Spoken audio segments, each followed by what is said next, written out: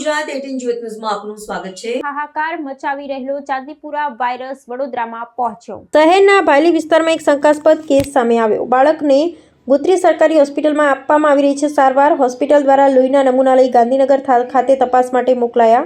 સયાજી હોસ્પિટલની પીડિયાટ્રિક વિભાગ ચાંદીપુરમ વાયરસના 3 દર્દી સારવાર હેઠળ, એક બાળકની હાલત ગંભીર। પીડિયાટ્રિક વિભાગના નોડલ ઓફિસર ડોક્ટર સ્નેહલના જણાવ્યા પ્રમાણે 3 કેસ છે જે પંચમહાલ ગોધરાના છે।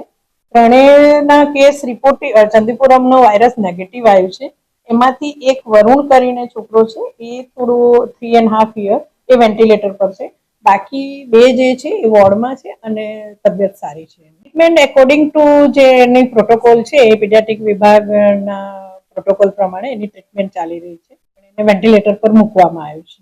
કાળજી, વાયરસ છે એટલે વાયરસ રિલેટેડ જે બી હોય એની કાળજી રાખવી જોઈએ। મોસ્ટ ઓફ ધ બધા પેશન્ટ ગોધરા પંચમહાલ બાજુથી જ આવે છે, તો આઈ થિંક ત્યાં પણ થોડું વર્કઆઉટ હેલ્થ ડિપાર્ટમેન્ટો વર્ક કરે છે।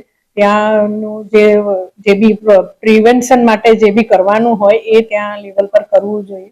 અત્યાર સુધી એવું માનવામાં આવ્યું, મતલબ હકીકત છે કે બધા ગોધરા પંચમહાલના જ હોય છે, તો ત્યાંના ડિસ્ટ્રિક્ટ લેવલ પર થોડું પ્રિવેન્શન માટેનું કાર્યવાહી થવી જોઈએ। કારણ તો હવે પીડિયાટ્રિક એક્સપર્ટ એના ઓપિનિયન જે છે એ જ કહી શકે, મારાથી વધારે ના।